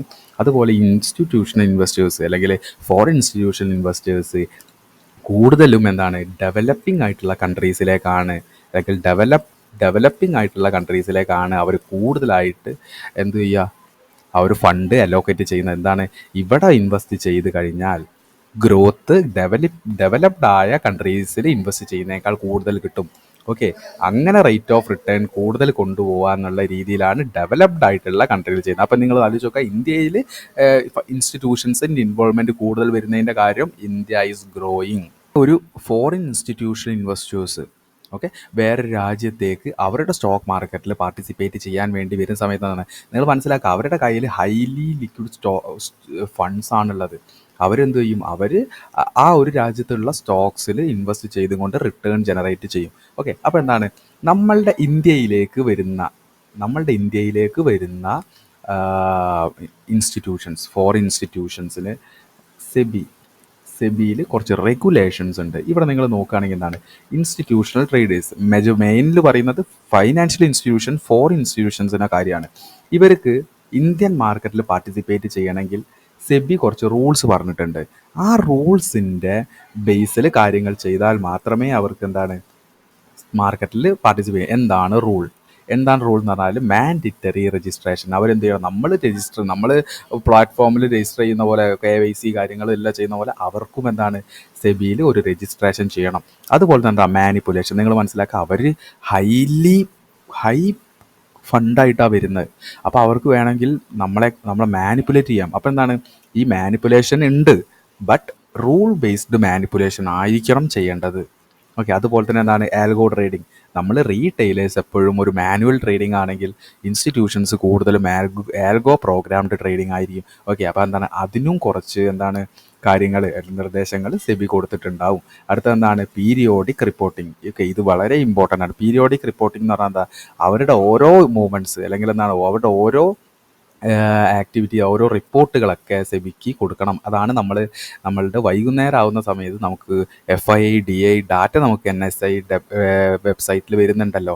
അപ്പോൾ എന്താണ്, അവരുടെ ഓരോ ആക്ടിവിറ്റീസ് ആ ട്രേഡിംഗ് അവേഴ്സ് കഴിഞ്ഞാൽ സെബിയിൽ റിപ്പോർട്ട് ചെയ്യണം. ഓക്കെ, അതാണ് നമുക്ക് NSE വെബ്സൈറ്റിൽ ചെയ്യുന്ന FII DI ഡാറ്റ. അതുപോലെ തന്നെ പറയുന്നത് investment caps do not exceed 24%. നിങ്ങൾ മനസ്സിലാക്കുക, ഒരു ഫോറിൻ ഇൻസ്റ്റിറ്റ്യൂഷൻ ഇൻവെസ്റ്റർ നമ്മളുടെ രാജ്യത്തേക്ക് വന്ന് നമ്മളുടെ അടുത്തുള്ള ഒരു ABC ലിമിറ്റഡ് ഷെയർ കമ്പനി, ഈ കമ്പനിയിൽ അവർ ഇൻവെസ്റ്റ് ചെയ്യാമെന്ന് വിചാരിച്ചു. കാരണം എന്താണ്, അവർക്ക് മനസ്സിലായി ഇന്ത്യ ഒരു ഡെവലപ്പിംഗ് കൺട്രിയാണ്, നമുക്ക് ഇവിടെ പൈസ നിക്ഷേപിച്ചാൽ അധികം ഗ്രോത്ത്, റേറ്റ് ഓഫ് ഇൻട്രസ്റ്റ് ഇവിടെ നിന്ന് കൊണ്ട് നമ്മുടെ നാട്ടിലേക്ക് പോവാം. അങ്ങനെ അവരെന്ത് ചെയ്യും, ആ രാജ്യത്ത് ഇക്വിറ്റി ഒരു ABC എന്ന് പറഞ്ഞിട്ടുള്ള ഒരു ഷെയർസിൽ ഇൻവെസ്റ്റ് ചെയ്യുകയാണെങ്കിൽ ആ കമ്പനിയുടെ ഷെയറിൽ 24% മുകളിലേക്ക് ഒരു ഇൻസ്റ്റിറ്റ്യൂഷനും ഇൻവെസ്റ്റ്മെൻറ്റ് സെബി സമ്മതിക്കില്ല. കാരണം എന്താണ്, ഈ ഒരു കമ്പനിയുടെ 51%, ഓക്കെ, 51% സ്റ്റേക്സ് അല്ലെങ്കിൽ സ്റ്റോക്സ് ഈ ഒരു ഫോറിൻ ഇൻസ്റ്റിറ്റ്യൂഷൻസ് വാങ്ങിക്കഴിഞ്ഞാൽ എന്തായി, ഈ ABC കമ്പനീൻ്റെ ഓണർ ഈ പുറത്തുനിന്ന് വന്ന ഇൻസ്റ്റിറ്റ്യൂഷനായി. ഓക്കെ, അതിന് സെബി സമ്മതിക്കില്ല. നിങ്ങൾക്ക് ഇൻവെസ്റ്റ് ചെയ്യാം ഒരു കമ്പനിയുടെ പെയ്ഡ് അപ്പ് ക്യാപിറ്റലിൻ്റെ അല്ലെങ്കിൽ എന്താണ് 24% സ്റ്റേക്സ് മാത്രമേ നിങ്ങൾക്ക് ഹോൾഡ് ചെയ്യാൻ കഴിയൂ. ഓക്കെ, അപ്പം അത് ഒരു റെസ്ട്രിക്ഷൻ വെച്ചിട്ടുണ്ട്. ഓക്കെ, എന്താ, അപ്പോൾ ഈ ഒരു റൂൾസ് എല്ലാം പാലിച്ച് കഴിഞ്ഞാൽ മാത്രമേ മാർക്കറ്റിൽ പാർട്ടിസിപ്പേറ്റ് ചെയ്യാൻ സെബി സമ്മതിക്കൂ. ഓക്കെ, ഇനി എന്തുകൊണ്ടാണ് സെബി ഇൻസ്റ്റിറ്റ്യൂഷണൽ ഇൻവെസ്റ്റേഴ്സിനെ അല്ലെങ്കിൽ പ്രൊമോട്ട് ചെയ്യുന്നത് വെച്ചാൽ ഓൺലി എന്താണ് ടാക്സ് ബെനിഫിറ്റ്. ഓക്കെ, ഇവരിവിടെ വന്നിട്ട് ട്രേഡ് ചെയ്യുമ്പോൾ നമുക്ക് ടാക്സ് കിട്ടും. നമ്മൾ ട്രേഡ് ചെയ്യുന്ന പോലെ ആയിരിക്കില്ല, മാസീവ് ക്വാണ്ടിറ്റിയിലായിരിക്കും അവർ ട്രേഡ് ചെയ്യുന്നത്. അതുകൊണ്ട് അവർ ടാക്സ് അടയ്ക്കും. ടാക്സ് കിട്ടുമ്പോൾ എന്താണ്, നമ്മളുടെ മെയിൻ സോഴ്സ് ഓഫ് ഇൻകം എന്ന് പറയുന്നത് ടാക്സ് തന്നെയാണ്. ഓക്കെ, നമ്മളുടെ ഇന്ത്യൻ GDPൻ്റെ മെയിൻ സോഴ്സ് ഓഫ് ഇൻകം എന്ന് പറഞ്ഞാൽ ടാക്സ് തന്നെയാണ്. ഓക്കെ, അപ്പോൾ ടാക്സിനെ പ്രൊമോട്ട് ചെയ്യാൻ അല്ലെങ്കിൽ അതിന് വേണ്ടിയിട്ടാണ്, ടാക്സ് കിട്ടാൻ വേണ്ടിയിട്ടാണ് ഇതുപോലെ തന്നെ ഇൻസ്റ്റിറ്റ്യൂഷൻസ് ഇൻവോൾവ്. അതുപോലെ തന്നെ എന്താണ്, ഇന്ത്യൻ എക്കണോമിയിൽ ഒരു ഫൈനാൻഷ്യൽ ഇൻസ്റ്റിറ്റ്യൂഷൻസ് ഇൻവെസ്റ്റ് ചെയ്യുക എന്ന് പറഞ്ഞാൽ അത് ഇന്ത്യയെ സംബന്ധിച്ചിടത്തോളം ഒരു ക്രെഡിബിലിറ്റി തന്നെയാണ്. ഓക്കെ, നമ്മുടെ ഇന്ത്യൻ മണി ഫ്ലോ, ഓക്കെ, ഇതെല്ലാം എന്താവും, സ്മൂത്ത് ആകും. അതുപോലെ തന്നെ ടാക്സ് ബെനിഫിറ്റ് കിട്ടാനുമാണ് ചെയ്യുന്നത്. ഓക്കെ, ഇനി എന്താണ്, take a break and take a revision. നമ്മൾ എന്താണ് ഇപ്പോൾ പഠിച്ച കാര്യങ്ങളെല്ലാം ഒന്നുകൂടി ജസ്റ്റ് പറയാണ്. നമ്മൾ സീരീസ് കഴിഞ്ഞിട്ടില്ല. അതിനു മുന്നേ നമ്മൾ പറഞ്ഞു മാർക്കറ്റ് മേക്കേഴ്സിൻ്റെ series 1 introduction to finance institution ആണ് നമ്മൾ പറയുന്നത്. അത് അതിന് ശേഷം പറഞ്ഞത് AMC companies, asset management companies ആയിരിക്കും കൂടുതലായിട്ട് ഇതുപോലത്തെ ഇൻസ്റ്റിറ്റ്യൂഷൻസ്. അതുപോലെ തന്നെ AMC നമ്മൾ ഫിനാൻഷ്യൽ AMC, റിയൽ എസ്റ്റേറ്റ് AMC, ഈ JIL എന്ന് പറയുന്നത് തെറ്റിദ്ധരിക്കേണ്ട ഒരു മേജർ ആയിട്ടുള്ള ഒരു റിയൽ എസ്റ്റേറ്റ് അസറ്റ് മാനേജ്മെൻറ്റ് കമ്പനിയാണ്. അതുപോലെ loan book basis asset management company. നമ്മൾ ഫോക്കസ് ചെയ്യുന്നത് ഫൈനാൻഷ്യൽ AMC. ഓക്കെ, അതുപോലെ തന്നെ പാർട്ടിസിപ്പൻസ് ഓഫ് സ്റ്റോക്ക് മാർക്കറ്റ് നമ്മൾ പാർട്ടിസിപ്പേറ്റിൻ്റെ 3 തിരിച്ചിട്ടുണ്ട്: റീറ്റെയിലേഴ്സ്, ഓപ്പറേറ്റേഴ്സ്, ഫൈനാൻഷ്യൽ ഇൻസ്റ്റിറ്റ്യൂഷൻസ്. നമ്മൾ ഫോക്കസ് ചെയ്യുന്നത് ഫൈനാൻഷ്യൽ ഇൻസ്റ്റിറ്റ്യൂഷൻസ് ആണ്. അതിനുശേഷം നമ്മൾ ഫൈനാൻഷ്യൽ ഇൻസ്റ്റിറ്റ്യൂഷൻസിൻ്റെ ഡെഫിനിഷൻ പറഞ്ഞു, ഏതൊക്കെയാണ് ഫൈനാൻഷ്യൽ ഇൻസ്റ്റിറ്റ്യൂഷൻസ് എന്ന് പറഞ്ഞു. അതിനുശേഷം ഫൈനാൻഷ്യൽ ഇൻസ്റ്റിറ്റ്യൂഷൻസിനെ ഒരു ബേസിക് ആയിട്ടുള്ള ഒരു ബേസിക് ടെർമിനോളജി ഒന്നും പറഞ്ഞിട്ടില്ല, ഒരു ബേസിക് ആയിട്ടുള്ള ഒരു ഓപ്പറേഷൻ നമ്മൾ പറഞ്ഞു. അത് നമ്മൾ ബാങ്കിൻ്റെ പെർസ്പെക്റ്റീവിൽ എക്സ്പ്ലെയിൻ ചെയ്തു, അതുപോലെ ഒരു മ്യൂച്വൽ ഫണ്ടിൻ്റെ പെർസ്പെക്റ്റീവിൽ എക്സ്പ്ലെയിൻ ചെയ്തു. അതുപോലെ തന്നെ എന്താണ്, ഒരു ഇൻഷുറൻസ് കമ്പനീൻ്റെ ബേസിൽ നമ്മൾ എക്സ്പ്ലെയിൻ ചെയ്തു. അതിനുശേഷം ഇൻസ്റ്റിറ്റ്യൂഷണൽ ട്രേഡേഴ്സിനെ നമ്മൾ again classify FIS, DIS. FIS എന്താണ്, DIS എന്താണെന്ന് പറഞ്ഞു. അവരുടെ ബേസിക് ആയിട്ട് അവരുടെ എന്താണ് മെയിനായിട്ട് അവരുടെ ലക്ഷ്യം എന്താണെന്നും കൂടി പറഞ്ഞു. അതിനുശേഷം ഫോറിൻ ഇൻസ്റ്റിറ്റ്യൂഷൻ ഇൻവെസ്റ്റേഴ്സിൻ്റെ കുറച്ച് എക്സാമ്പിൾസ് പറഞ്ഞു, ഏതൊക്കെയാണ് അവരെന്ന് പറഞ്ഞു.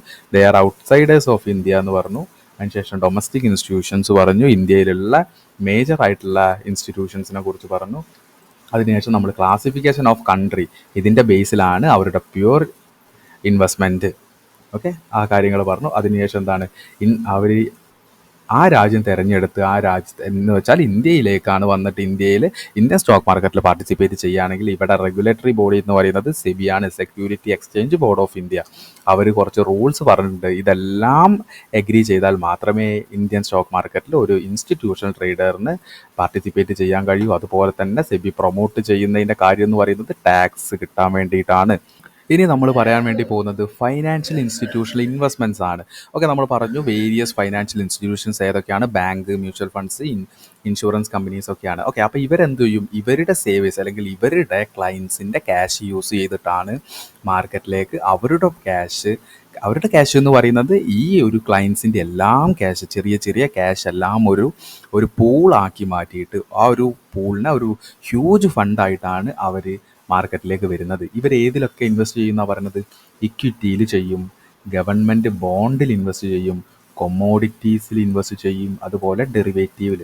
ഓക്കെ, ഇവിടെ ഇക്വിറ്റി എന്ന് പറയുമ്പോൾ എന്താ? Equity while also risky tend to more stable over the long term due to factor like company performance, growth and dividends. However they can affect the market fluctuations and economic cycle.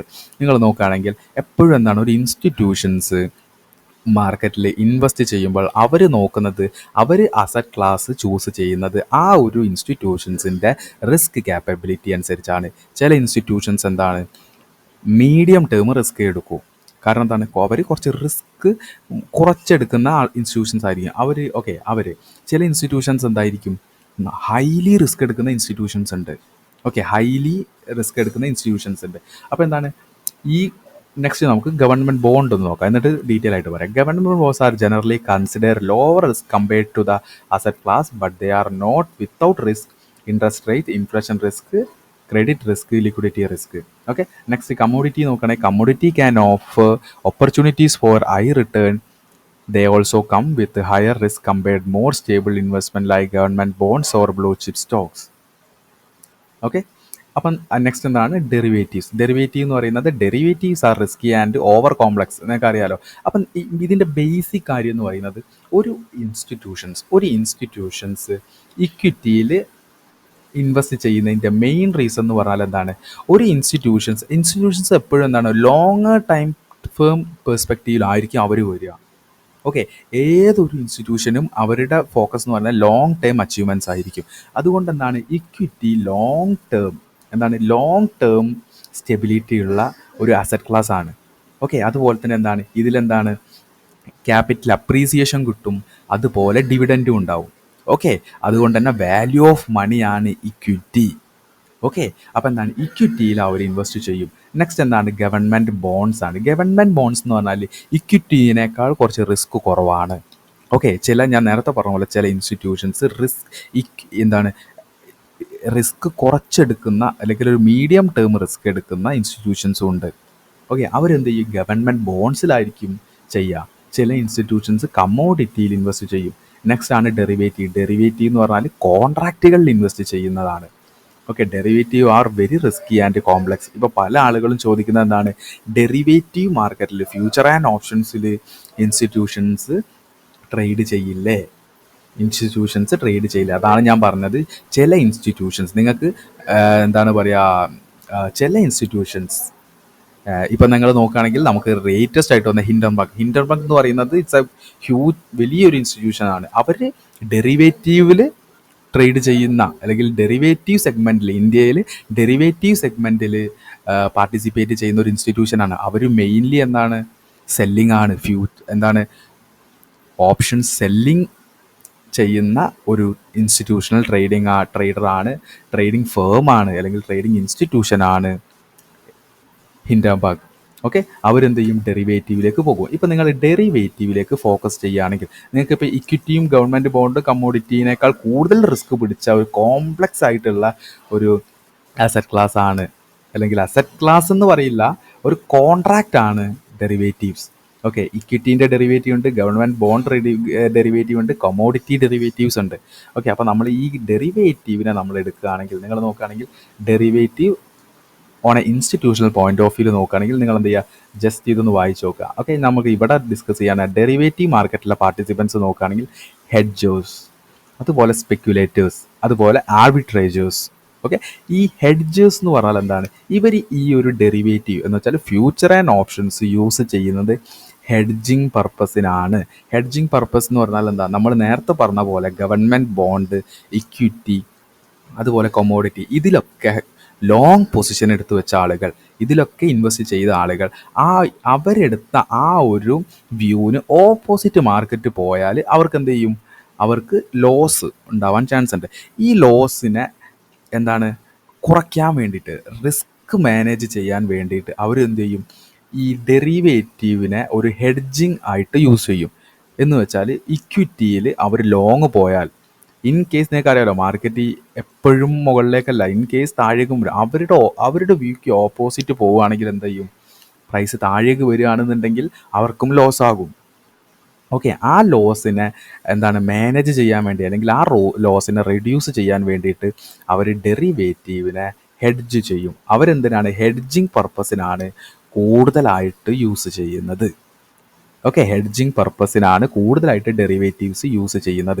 Next speculators. ഈ derivative contracts എന്ന് പറയുന്നത് എന്താണ്? അത് ഒരു underlining അസറ്റിൻ്റെ ബേസിൽ നടക്കുന്ന ഒരു contract ആണ്. ഇതിനെ ഒരു ട്രേഡബിൾ ഇൻസ്ട്രുമെൻ്റ് ആക്കി മാറ്റുന്ന ആളുകളാണ് സ്പെക്യുലേറ്റേഴ്സ് അഥവാ ട്രേഡേഴ്സ്, നമ്മളെപ്പോലെയുള്ള ആളുകൾ. ഓക്കെ, എന്താണ്? ഫ്യൂച്ചറിൽ ട്രേഡ് ചെയ്യുന്നു. ഒരു ഹെഡ്ജിങ് പർപ്പസിന് വേണ്ടി ക്രിയേറ്റ് ചെയ്ത ഒരു ഇൻസ്ട്രുമെൻറ്റിനെ ട്രേഡിംഗ് ഇൻസ്ട്രുമെൻ്റ് ആക്കി മാറ്റുമ്പോൾ ഒബ്വിയസ്ലി സ്പെക്യുലേഷൻ ആണ്. ഓക്കെ, നേക്ഡ് ആയിട്ട് ബൈ ചെയ്യുക, നേക്ഡ് ആയിട്ട് സെല്ല് ചെയ്യുക, ഇത് സ്പെക്യുലേറ്റേഴ്സ് ആണ്. സ്പെക്യുലേറ്റേഴ്സ് ചെയ്യുന്ന എന്താണ്? ഇവിടെ ഹെഡ്ജേഴ്സിൻ്റെ റിസ്ക് കൂടി സ്പെക്യുലേറ്റേഴ്സിനാണ് കിട്ടുന്നത്. അതാണ് options and futures highly risky ആണെന്ന് പറയുന്നത്. ഓക്കെ, അടുത്തത് ആർബിട്രേജേഴ്സ് എന്ന് പറഞ്ഞാൽ ആർബിട്രേജേഴ്സ് എന്ന് പറയുമ്പോൾ എന്താണ്? മിസ് പ്രൈസിങ് വരും. ഈ ഡെറിവേറ്റീവിൽ മിസ് പ്രൈസിങ് വരും. എന്ന് വെച്ചാൽ എന്താണ്? രണ്ട് സ്റ്റോക്ക് എക്സ്ചേഞ്ച് നിങ്ങൾ നോക്കുകയാണെങ്കിൽ NSEയിലും BSEയിലും ഉള്ള മിസ് പ്രൈസിങ്ങിനെ അഡ്വാൻറ്റേജ് ആയിട്ട് എടുക്കും. NSEയിൽ നിന്നൊരു കോൺട്രാക്റ്റ് വാങ്ങിയിട്ട് BSE കൊണ്ടുപോയി വിൽക്കും. NSEയിൽ നിന്ന് കുറഞ്ഞ വിലയ്ക്ക് വാങ്ങിയിട്ട് BSE കൊണ്ടുപോയി വിൽക്കും. BSEയിൽ നിന്ന് കൂടുതൽ വിലയ്ക്ക് വാങ്ങിയിട്ട് NSEയിൽ വന്ന് കുറഞ്ഞ വിലയ്ക്ക് കിട്ടും. അപ്പം ആ ഒരു മാത്തമാറ്റിക്കൽ എറർ, അല്ലെങ്കിൽ ആ മിസ് പ്രൈസിങ്ങിനെ അഡ്വാൻറ്റേജ് ആയിട്ട് എടുത്തുകൊണ്ട് ചെയ്യുന്ന ആളുകളാണ് ആർബിട്രേജ്. ഇതും ഇൻസ്റ്റിറ്റ്യൂഷൻസ് ആണ് കൂടുതൽ ചെയ്യാറ്. ഇതും എന്താണ്? ഇത് പ്രോഫിറ്റും കിട്ടും, എന്ന് വെച്ചാൽ റിസ്ക്കും കുറവാണ്. ഓക്കെ, ഇപ്പം നിങ്ങൾ നോക്കുകയാണെങ്കിൽ ഒരു ഇൻസ്റ്റിറ്റ്യൂഷൻസ് എപ്പോഴും എങ്ങനെയാണ് പെർസ്പെക്റ്റീവ്? അവർ ഒരു ഹെഡ്ജിങ് പർപ്പസിനാണ് എടുക്കുന്നത്. ഡെറിവേറ്റീവിനെ ഒരു ഹെഡ്ജിങ് പർപ്പസിനാണ് കൂടുതൽ. നമ്മളെന്താണ്? നമ്മൾ ഹെഡ്ജിങ് ഇതിനൊന്നുമല്ല, നമ്മൾ സ്പെക്യുലേഷൻ ചെയ്യാനാണ് എടുക്കുന്നത്. ഓക്കെ, ഹെഡ്ജിങ് പർപ്പസിന് ക്രിയേറ്റ് ചെയ്ത ഒരു ഇൻസ്ട്രുമെൻറ്റിനെ നമ്മളെന്താ ചെയ്യുന്നത്? നമ്മൾ സ്പെക്യുലേറ്റ് ചെയ്യാൻ വേണ്ടിയിട്ടാണ് എടുക്കുന്നത്. ഇപ്പോൾ പലർക്കും വരുന്ന ഡൗട്ട് പറഞ്ഞാൽ ഹെഡ്ജിങ് ആൻഡ് സ്പെക്യുലേഷൻ ആണ്. ഇപ്പോൾ നിങ്ങൾ നോക്കുകയാണെങ്കിൽ ഒരു ഇൻസ്റ്റിറ്റ്യൂഷൻ SBIയിൽ ഒരു ഇൻവെസ്റ്റ്മെൻറ്റ് നടത്തി. ഇൻ കേസ് SBIക്ക് ഒരു 500 രൂപയിൽ ഒരു ഇൻസ്റ്റിറ്റ്യൂഷന് ഒരു എൻട്രി നടത്തി. ഓക്കെ, എൻട്രി നടത്തി കഴിഞ്ഞാൽ അവരെന്താണ്? അവരുടെ വിഷൻ എന്ന് പറയുന്നത് ഒരു ലോങ് ടേം പെർസ്പെക്റ്റീവിലാണ്. ഈ SBIയിലുള്ള ഈ ഒരു ഇൻവെസ്റ്റ്മെൻറ്റ് അവർ ഒരുപാട് കാലത്തേക്ക് ഹോൾഡ് ചെയ്യുകയാണെന്ന് വിചാരിക്കുക. ഇൻ കേസ് ഈ ഒരു ഏരിയയിൽ നിന്ന് മാർക്കറ്റിൽ എന്തോ ഒരു അൺസർട്ടേണിറ്റി, അറിയാലോ മാർക്കറ്റ് അൺസർട്ടൺ ഒന്നും നമുക്ക് പ്രെഡിക്റ്റബിൾ അല്ല. ഇൻ കേസ് ഇവിടെ നിന്ന് ഒരു ഫോള് വരാൻ ചാൻസ് ഉണ്ട്. അപ്പോൾ എന്താണ് ഈ ഒരു ഏരിയയിൽ നിന്ന് എന്താണ് ഒരു 520 പ്രൈസ് എത്തിക്കഴിഞ്ഞാൽ ഒരു 20 പോയിന്റിൻ്റെ അല്ലെങ്കിൽ 20 പോയിന്റിൻ്റെ അല്ലെങ്കിൽ ഒരു 20 രൂപയുടെ ഒരു പ്രോഫിറ്റ് അവിടെ ഉണ്ട്. ഓക്കെ, ഒരു ഇൻസ്റ്റിറ്റ്യൂഷൻ്റെ പൊസിഷനിലും 20 പോയിന്റ് പ്ലസ് ഇൻറ്റു അവരുടെ ലോട്ട് സൈസ് അല്ലെങ്കിൽ അവരുടെ ക്വാണ്ടിറ്റി അനുസരിച്ച് ഒരു പ്രോഫിറ്റ് കാണിക്കും. ഇൻ കേസ് പ്രൈസ് താഴേക്ക് വരുന്ന സമയത്ത് ഓക്കെ, ഇതിനെ പ്രൊട്ടക്റ്റ് ചെയ്യാൻ വേണ്ടിയിട്ട് അല്ലെങ്കിൽ ഇതിനൊരു ഇൻഷുറൻസ് എന്നുള്ള രീതിയിൽ അവർ ഡെറിവേറ്റീവ്സിനെ ഒരു ഹെഡ്ജിങ് പർപ്പസ് ആയിട്ട് യൂസ് ചെയ്യും.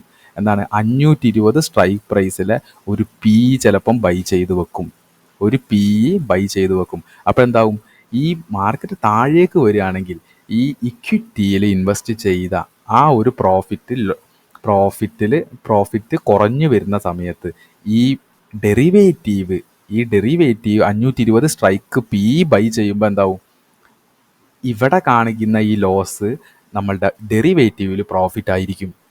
ഓക്കെ, അപ്പോൾ നമുക്ക് എന്താ ചെയ്യുക, ഈ ഷോർട്ട് ടൈം ആയിട്ട് വരുന്ന ഈ ഒരു കറക്റ്റീവ് ലെവലിനെ നമുക്ക് എന്താ ചെയ്യുക, മാനേജ് ചെയ്യാൻ വേണ്ടി പറ്റും. ഓക്കെ, മാനേജ് ചെയ്യുക. അപ്പോൾ എന്താണ്, പ്രൈസ് താഴേക്ക് വരുമ്പോൾ എന്താവും, നമ്മുടെ ഇക്വിറ്റിയിൽ ലോസോ അല്ലെങ്കിൽ പ്രോഫിറ്റ് കുറഞ്ഞു വരുമ്പോൾ എന്താണ്, നമ്മുടെ ഡെറിവേറ്റീവ് സെഗ്മെൻറ്റ്, നമ്മുടെ സ്റ്റോക്ക് ഓപ്ഷനാണ് ഇവിടെ യൂസ് ചെയ്യുന്നത്. SBIയുടെ സ്റ്റോക്ക് ഓപ്ഷനിൽ പ്രോഫിറ്റ് ആയിരിക്കും. അപ്പോൾ ഇവിടെ വരുന്ന ഈ ലോസും നമ്മളുടെ ഓപ്ഷൻ ചാർട്ടിൽ വരുന്ന അല്ലെങ്കിൽ ഓപ്ഷൻസ് ചെയ്യുമ്പോൾ നമുക്ക് വരുന്ന പ്രോഫിറ്റും എന്താവും, ഈക്വൽ ആകും. അതിനെന്ത് ചെയ്യണം, ഇക്വിറ്റിയിൽ എത്രയാണോ ക്വാണ്ടിറ്റി എടുത്തത് അതേ ക്വാണ്ടിറ്റി തന്നെ നമ്മൾ ഓപ്ഷൻസിലും ചെയ്യണം. ഇവിടെ നമ്മൾ എന്താ ചെയ്യുന്നത്, നമ്മൾ ഹെഡ്ജിങ് അല്ല ചെയ്യുന്നത്, നമ്മൾ സ്പെക്കുലേഷനാണ് ചെയ്യുന്നത്. നെയ്ക്ഡായിട്ട് നമ്മൾ ബൈ ചെയ്യും, നെയ്ക്ഡായിട്ട് സെല്ല് ചെയ്യും. ഇപ്പോൾ ആരാണ് എന്ന് വെച്ചാൽ ഒരു റീറ്റെയിലേഴ്സ് കൂടുതലും എല്ലാവർക്കും അറിയുന്ന കാര്യമാണ്, സ്പെക്കുലേഷൻ തന്നെയാണ് ഇപ്പോൾ എല്ലാവരും ചെയ്യുന്നത്. ഓക്കെ, ഫ്യൂച്ചറിലാണെങ്കിലും നെയ്ക്ഡ്, ഓപ്ഷൻസിലാണെങ്കിലും നെയ്ക്ഡ്. ഓക്കെ, ഒരു പ്രൊട്ടക്റ്റീവായിട്ട് ഇപ്പം ഡയറക്ഷനലി ട്രേഡ് ചെയ്യുന്ന ഇപ്പം ഞാനാണെങ്കിൽ പോലും നിങ്ങളാണെങ്കിൽ പോലും കൂടുതലും ബൈയിങ് സെല്ലിങ് തന്നെയാണ് ചെയ്യുന്നത്. ഇപ്പം പലരും പറയുന്നത് എന്താണ്, ഒരു ഓപ്ഷൻസ് ഈ ഡെറിവേറ്റീവിൽ ഇൻസ്റ്റിറ്റ്യൂഷൻസ് സ്പെക്കുലേറ്റ് ചെയ്യാത്തതിൻ്റെ കാരണം എന്താണ്, അവർക്കറിയാം ഇറ്റ്സ് എ ഹൈലി റിസ്ക് ആണ്. അവർ മറ്റുള്ള ആളുകളുടെ ക്യാഷ് യൂസ് ചെയ്തിട്ടാണ് ചെയ്യുന്നത്. ഇൻ കേസ് ചില ഇൻസ്റ്റിറ്റ്യൂഷൻസ് ചെയ്യും, ട്രേഡ് ചെയ്യും, അവരെന്താണ്, അവർ സെല്ലേഴ്സ് ആയിരിക്കും, അവർ ബയ്യേഴ്സ് ആയിരിക്കില്ല. ബയ്യിങ് എന്ന് പറയുന്നത് ഹൈലി റിസ്കി, സെല്ലിങ്ങും റിസ്കി തന്നെയാണ്, പക്ഷെ compare to buying is very very risky. നമ്മൾ ചെയ്യുന്നത് ബയ്യിങ്, അതുകൊണ്ടാണ് നമ്മൾക്ക് വിന്നിങ് റേറ്റ് അല്ലെങ്കിൽ ഒരുപാട് ആളുകൾ ഫെയിൽ ആവുന്നതിൻ്റെ മെയിൻ റീസൺ. ഇനി നെക്സ്റ്റ് നോക്കുകയാണെങ്കിൽ എന്താണ്, സിമ്പിളായിട്ട് പറയുകയാണെങ്കിൽ ഈ ചില ആളുകളുള്ള ഒരു മിസ്കൺസെപ്റ്റ് എന്ന് പറയുന്നത് ഈ ഡെറിവേറ്റീവ് സെഗ്മെൻറ്റിൽ ഹൈ റിസ്ക് എടുത്താൽ ഹൈ റിട്ടേൺ വരുമെന്നാണ്, ഒരു കാരണവശാലും ഇത് തെറ്റാണ്. കാരണം ഡെറിവേറ്റീവ് എന്ന് പറയുന്നത് ഇറ്റ്സ് എ കോൺട്രാക്റ്റ് ആണ്. നമ്മൾ 1000 ക്വാണ്ടിറ്റി എടുക്കുന്ന ഒരാൾ 10,000 ക്വാണ്ടിറ്റി നിഫ്റ്റിയിലൊരു ബൈ ചെയ്യുകയാണെങ്കിൽ ഓക്കെ, ഒരു സൈഡ് വേസ് വന്നാൽ മാത്രം മതി കാര്യം കയ്യിൽ നിന്ന് പോകാൻ. അതുകൊണ്ട് ദയവ് ചെയ്ത് അതൊരാൾ കമൻറ്റ് ചെയ്തുകൊണ്ടാണ് പറയുന്നത് ഹൈ റിസ്ക് എടുത്താൽ ഹൈ റിട്ടേൺ കിട്ടില്ല. ഓക്കെ, ഡെറിവേറ്റീവ് സെഗ്മെൻറ്റിലുള്ള ഒരു പ്രശ്നമാണിത്. ഒബ്വിയസ്ലി നിങ്ങൾ ഓപ്ഷൻ ബൈയിങ് ചെയ്യുന്ന ഒരാളാണെങ്കിൽ ഓക്കെ, അപ്പം ഇത്തരം കാര്യങ്ങൾ മനസ്സിലാക്കുക. ഇനി എന്താണ്, നമ്മൾ ജസ്റ്റ് ഒന്ന് കൺക്ലൂഷനിലേക്ക് തന്നെ പോകാം. ഇപ്പം നമ്മൾ എന്താ കാര്യങ്ങൾ പഠിച്ചു, ജസ്റ്റ് ഒരുപാട് കാര്യങ്ങളൊന്നും പറഞ്ഞില്ല. ഒരു ഇൻസ്റ്റിറ്റ്യൂഷൻസ് എന്ന് പറയുമ്പം ഒരു സേവറുടെയും ഒരു ബോറോവറുടെയും നടുക്കുള്ള ഒരു ഇൻ്റർമീഡിയറ്റ് ആയിരിക്കും ഒരു ഇൻസ്റ്റിറ്റ്യൂഷൻ തന്നെ 2 തരത്തിലുണ്ട്, FIAs ആൻഡ് DIAs. FIAs എന്ന് പറയുമ്പോൾ ഫോറിൻ ഇൻസ്റ്റിറ്റ്യൂഷണൽ ഇൻവെസ്റ്റേഴ്സ്, അതുപോലെ DIAs എന്ന് പറയുമ്പോൾ ഡൊമസ്റ്റിക് ഇൻസ്റ്റിറ്റ്യൂഷണൽ ഇൻവെസ്റ്റേഴ്സ് എന്ന് പറഞ്ഞു. നമ്മൾ ഫൈനാൻഷ്യൽ ഇൻസ്റ്റിറ്റ്യൂഷൻസ്, അതുപോലെ തന്നെ നമ്മൾ ആ ഓപ്പറേഷൻസ് ജസ്റ്റ് കാര്യങ്ങളൊക്കെ പറഞ്ഞു. അതിനുശേഷം examples bank, mutual fund, insurance company, അതുപോലെ തന്നെ ഇൻസ്റ്റിറ്റ്യൂഷൻ FIAs ആൻഡ് DIAs എന്ന് പറഞ്ഞു. FIAസിൻ്റെ എക്സാമ്പിൾസ് നമ്മൾ പറഞ്ഞു, അതുപോലെ DIAസിൻ്റെ എക്സാമ്പിൾസ് പറഞ്ഞു. അതുപോലെ ഡെവലപ്ഡ്, അണ്ടർ ഡെവലപ്ഡ് കൺട്രീസിൻ്റെ ബേസിൽ അവരുടെ ഇൻവെസ്റ്റ്മെൻറ്റ്സ് എങ്ങനെയായിരിക്കും എന്ന് പറഞ്ഞു. അതിനുശേഷം സെബീൻ്റെ റെഗുലേഷൻസ് ആൻഡ് റൂൾസ് പറഞ്ഞു, എന്തിനാണ് ഇവരെ പ്രൊമോട്ട് ചെയ്യുന്നത് എന്നും പറഞ്ഞു. നെക്സ്റ്റ് എന്താണ്, നമ്മൾ പറഞ്ഞ പോലെ ഇവരെന്താണ് പലതരം അസറ്റ് ക്ലാസ്സിൽ അവരുടെ റിസ്ക് അപ്പറ്റൈറ്റ് എന്താണ് അതിനനുസരിച്ച് ചെയ്യും. ഇക്വിറ്റിയിൽ ചെയ്യും, ഗവൺമെൻറ് ബോണ്ട് ചെയ്യും, കൊമോഡിറ്റി ചെയ്യും, ഡെറിവേറ്റീവ് ചെയ്യും. ഇതിൽ ഹൈലി റിസ്കി എന്ന് പറയുന്നത് ഡെറിവേറ്റീവ് കോൺട്രാക്ട്സ് ആണ് ഹൈലി റിസ്കി. ഏറ്റവും റിസ്ക് കുറഞ്ഞത് എന്താണ് ഇതിൽ കമ്പയർ ചെയ്യുന്ന സമയത്ത്? ഗവൺമെൻറ് ബോണ്ട്സ് ആണ് റിസ്ക് കമ്പാരിറ്റീവ്ലി കുറഞ്ഞത്. ഓക്കെ, അപ്പം ചില ഇൻസ്റ്റിറ്റ്യൂഷൻസ് ഹൈലി റിസ്ക് എടുക്കില്ല, മീഡിയം ടേം റിസ്ക് എടുക്കൂ. അവർ കൂടുതലും ചൂസ് ചെയ്യുന്ന ഗവൺമെൻറ് ബോണ്ട്സ് ആണ്. ചില ഇൻസ്റ്റിറ്റ്യൂഷൻസ് ഇക്വിറ്റിയിലും കൊമോഡിറ്റിയിലും ഒക്കെ ചെയ്യും. അതുപോലെ തന്നെ എന്താണ് ഡെറിവേറ്റീവ് മാർക്കറ്റിൽ നോക്കുകയാണെങ്കിൽ എന്താണ് അതിൽ ഹെഡ്ജേഴ്സ്, സ്പെക്യുലേറ്റേഴ്സ്, ആർബിട്രേജേഴ്സ്. നിങ്ങൾ മനസ്സിലാക്കേണ്ടത് ഹ്യൂജ് ആയിട്ടുള്ള നമ്മുടെ ഇൻസ്റ്റിറ്റ്യൂഷൻ ഇൻവെസ്റ്റേഴ്സ് കൂടുതലും ഹെഡ്ജിങ് പർപ്പസിന് വേണ്ടിയിട്ടാണ് ഡെറിവേറ്റീവ്സ് യൂസ് ചെയ്യുന്നത്. അവർ ട്രേഡിംഗ് ആയിട്ട് ചെയ്യില്ല. കാരണം എന്താണ്, അവർ അല്ലെങ്കിൽ അവരുടെ കയ്യിലുള്ള പൈസ എന്ന് പറയുന്നത് എന്താണ്, ഇൻവെസ്റ്റേഴ്സ് അല്ലെങ്കിൽ അവരുടെ ക്ലയൻറ്റിൻ്റെ അടുത്തുള്ള പൈസ ആണ്. അവർക്ക് ആ ക്യാഷ് വെച്ച് വലിയ റിസ്ക് എടുത്ത് സ്പെക്യുലേറ്റ് ചെയ്യാൻ പറ്റില്ല. ഓക്കെ, അവരെന്താ ചെയ്യുന്നത്? അവർ ഇതുപോലത്തെ ഇക്വിറ്റിയിലും ഗവൺമെൻറ് ബോണ്ട് കൊമോഡിറ്റിയിലൊക്കെ ഇൻവെസ്റ്റ് ചെയ്തിട്ട് അവർ അതിനൊരു ഇൻഷുറൻസ് എന്ന രീതിയിൽ അതിനൊരു ഹെഡ്ജിങ് പർപ്പസിന് വേണ്ടിയിട്ടാണ് ഡെറിവേറ്റീവ്സ് യൂസ് ചെയ്യുന്നത്. അവരുടെ റിസ്ക് മാനേജ് ചെയ്യാൻ വേണ്ടിയിട്ടാണ് അവർ ഹെഡ്ജിങ് ചെയ്യുന്നത്. ചില ഇൻസ്റ്റിറ്റ്യൂഷൻസ് ആർബിട്രേജേഴ്സ് ചെയ്യും, ആർബിട്രേജർ ട്രേഡിംഗ് ചെയ്യും, മിസ് പ്രൈസിങ് അഡ്വാൻറ്റേജ് ആയിട്ട് എടുക്കും. ഹെഡ്ജിങ്ങും ആർബിട്രേജും കമ്പാരിറ്റീവ്ലി ഡെറിവേറ്റീവ് മാർക്കറ്റിൽ റിസ്ക് ഫ്രീ ആവുന്ന സമയത്ത് ഇവരുടെ രണ്ടു പേരുടെയും റിസ്ക് എവിടേക്കാണ് പോകുന്നത്? അത് സ്പെക്യുലേറ്റ് ചെയ്യുന്ന ആളുകളിലേക്കാണ് പോകുന്നത്. ഡെറിവേറ്റീവ് മാർക്കറ്റിൻ്റെ സപ്ലൈ ആൻഡ് ഡിമാൻഡ് കൺട്രോൾ ചെയ്യുന്ന ടീംസാണ് സ്പെക്യുലേറ്റേഴ്സ്. സപ്ലൈ ആൻഡ് ഡിമാൻഡ് ചെയ്യുന്ന ആളെന്ന് വെച്ചാൽ എന്താണ് ഉദ്ദേശിക്കുന്നത്? ആ റിസ്ക്, ഇവരുടെ രണ്ടു പേരുടെയും റിസ്ക് ചെയ്യുന്ന ആളുകൾ എന്ന് പറയുന്നത് എന്താണ്? സ്പെക്യുലേറ്റേഴ്സ് ആണ് ഇവരുടെ റിസ്ക് ഞാൻ ഏറ്റെടുത്തോളാം എന്ന് പറഞ്ഞിട്ട് എടുക്കുന്ന ആളുകൾ സ്പെക്യുലേറ്റേഴ്സ്. ഓക്കെ, അപ്പോൾ ഇത്തരം കാര്യങ്ങളാണ് നമ്മൾ പറഞ്ഞത്. വേറെ ഒരുപാട് കാര്യങ്ങളൊന്നും പറഞ്ഞിട്ടില്ല. ഹെഡ്ജിങ് വസ് സ്പെക്യുലേറ്റീവിൻ്റെ ഒരു എക്സാമ്പിൾസും കാര്യങ്ങളും പറഞ്ഞു. അതോടുകൂടി നമ്മൾ ഈ ഒരു സെഷൻസ് ഇവിടെ കംപ്ലീറ്റ് ചെയ്യണം. ഞാൻ ഒരുപാട് കാര്യങ്ങളൊന്നും പറഞ്ഞിട്ടില്ല. ജസ്റ്റ് ഇൻസ്റ്റിറ്റ്യൂഷൻ എന്തൊക്കെയുണ്ട്, ഏതൊക്കെ തരത്തിലുണ്ട്, എങ്ങനെയാണ് ഇതിൻ്റെ ആക്ടിവിറ്റി, ജസ്റ്റ് ഇൻവെസ്റ്റ്മെൻറ്റ് സ്റ്റൈല്, അവരുടെ ഓപ്പറേഷൻ സ്റ്റൈല്, കാര്യങ്ങളൊക്കെ ഒരു ബേസിക് ലെവലിലായിട്ടുള്ള കാര്യങ്ങൾ മാത്രമേ പറഞ്ഞിട്ടുള്ളൂ. Okay, thank you.